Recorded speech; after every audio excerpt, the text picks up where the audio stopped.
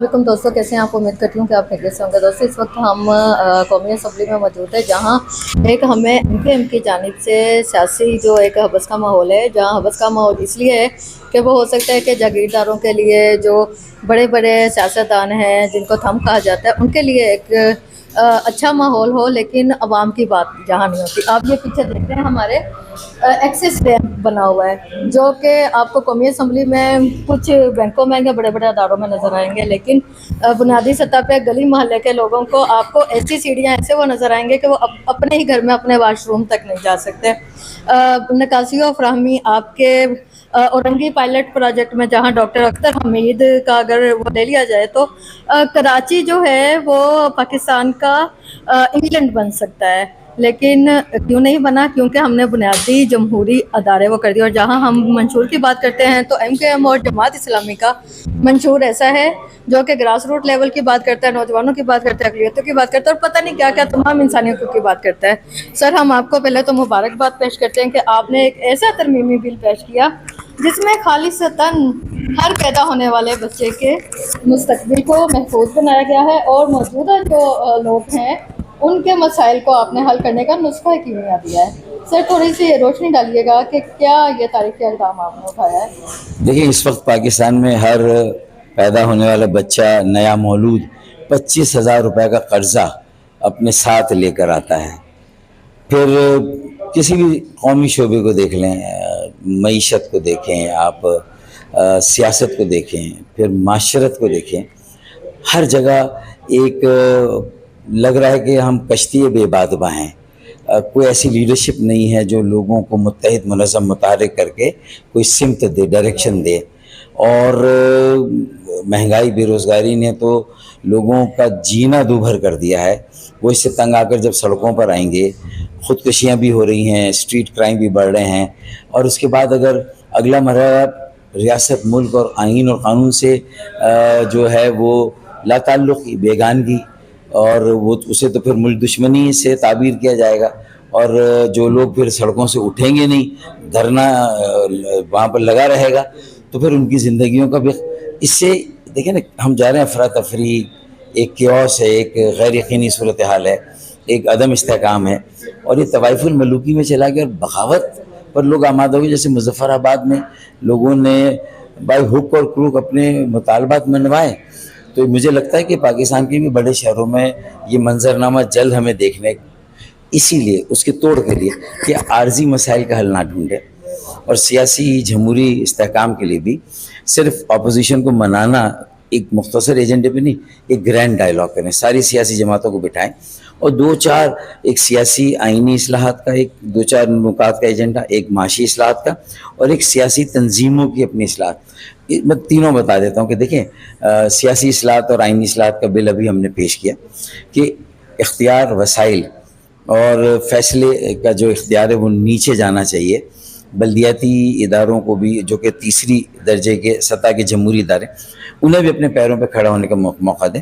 130 ضلع، 130 شہر پاکستان، یہ ترقی کے انجن بنیں گے۔ چین میں 1 پارٹی رول ہے نا مرکز میں، لیکن دیکھیں شہروں میں، ضلعوں میں، قصبوں میں، دیہاتوں میں، وہاں پر مقامی حکومتوں کا نظام ہے، بلدیاتی نظام باوسیلہ، مؤثر اور با اختیار ہے۔ تو اگر مرکز سے براہ راست وسائل دیں، صوبوں کے ذریعے سے نہ دیں، ڈائریکٹ دیں، یہ بل ہمارا کہتا ہے ڈائریکٹ دیں، 130 شہروں، ضلعوں اور ان کے نیچے تحصیلوں کو یہ اختیار، وسائل ڈائریکٹلی دیں، تو وہ پھر پیچھے مڑ کے نہیں دیکھیں گے۔ نوجوان بھی اپنے پیروں پہ کھڑے ہوں گے، روزگار کے انہیں ذرائع ملیں گے، اور ملک تیزی سے ترقی کرے گا۔ ہم پیچھے مڑ کے نہیں دیکھیں گے، ملک پیروں پہ کھڑا ہوگا، دنیا کی آنکھوں میں آنکھیں ڈال کے بات کریں گے۔ آئی ایم ایف کو ہمارے پاس آنا ہوگا، ہم آئی ایم ایف کے پاس نہیں جائیں گے۔ تو یہ تو آئینی سیاسی اصلاحات۔ دوسرا، بجلی، تیل، گیس کی قیمتوں کو خودارا کم کریں، سیلز ٹیکس آدھا کریں، پیٹرولیم لیوی ختم کریں تیل کے اوپر سے، اور یہ جو آمدنی میں کمی ہو اسے زرعی آمدنی کے ٹیکس، بڑے رو جاگیرداروں، بڑے زمینداروں، چھوٹے کسانوں آدمی پہ نہیں، 400 ارب روپے وہاں سے ملتا ہے۔ پھر جائیداد پر، املاک پر، جس کے 10 مکانات ہیں، جس کے 20 مکانات ہیں، جس کے پاس جو ہے وہ دولت کے انبار ہیں، تو ویلتھ ٹیکس لگائیں۔ تو یہ 2 ایریا سے ٹیکس لیں، اور عام تنخواہ دار طبقے کو، غریب کو، مڈل کلاس کو اس کی جان بخش دیں۔ اور یہ دوسرا معاشی جو اصلاحات میں آ گیا. تیسرا 35 سال سے کم عمر کے لوگوں کو اپنی تنظیم کے عہدوں میں بھی لانا ہوگا. ایم کیو ایم ایک سال میں یہ کر رہی ہے. 50% ایم کیو ایم کے عہدیدار 35 سال سے کم عمر. اور امیدوار بھی اگلے الیکشن صوبائی قومی ہوں یا بلدیاتی ہوں تو اس میں بھی 35 سال سے کم عمر کے کاؤنسلرز اور چیئرمین ہوں گے انشاءاللہ. 50% سے زیادہ اللہ نے چاہا. اس طرح آپ ملک کو آگے لے جائیں گے کہ ان کی سینس آف بلانگنگ اور سینس آف پارٹیسپیشن اور سینس آف اونرشپ تو کریٹ کریں. اگر آپ یہ کریٹ نہیں کریں گے تو وہ اختر حمید خان اکیلے بغیر حکومت کی مدد سے اپنی مدد آپ کے تحت اورنگی پائلٹ پروجیکٹ کیسے کامیاب ہوگا؟ حکومت کو تو بہرحال اپنی ذمہ داری پوری کرنی، کیونکہ ٹیکس اختر حمید خان یا اورنگی پائلٹ پروجیکٹ نہیں لے رہا. ٹیکس تو حکومتیں لے رہی ہے نا، اور وفاقی حکومت صوبائی حکومت دونوں ٹیکس لیتی ہیں، پھر نیچے بلدیات کو، شہروں کو، ضلعوں کو نہیں دیتی ہیں. آبادی کراچی کی بڑھ رہی ہے، اس کا فائدہ سندھ کے صوبے کو ہوتا ہے، اس کو اضافی شیئر ملتا ہے مرکز سے، لیکن کراچی کو کوئی فائدہ نہیں ہوتا. لاہور میں ٹرین چل گئی، کراچی میں ابھی گرین بس بھی نہیں چلی ہے، پبلک ٹرانسپورٹ ہے ہی نہیں. تو یہ ساری چیزوں کو ہمیں اگر کہیں ڈسکریمنیشن دانستہ یا نادانستہ ہے، ہمیں لوگوں کو امید دینی ہے، مایوسی سے نکالنا ہے. اور یہ جو میں نے ایجنڈا بتایا یہ قومی ایجنڈا ہے. تمام سیاسی جماعتیں سر جوڑ کر بیٹھیں، قومی مفاد مصالحت کریں اور اس ایجنڈے پر اتفاق کر کے ملک کو آگے لے جائیں.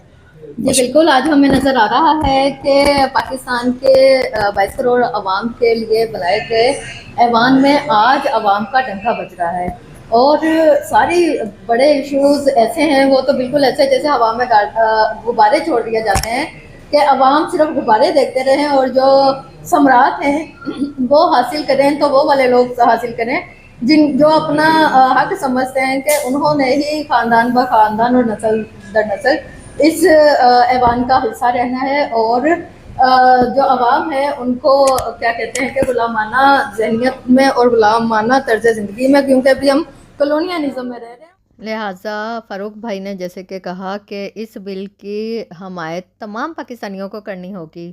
اپنا اور اپنوں کا خیال رکھیے گا، ہمارے ساتھ رہیے گا. اللہ نگہباں.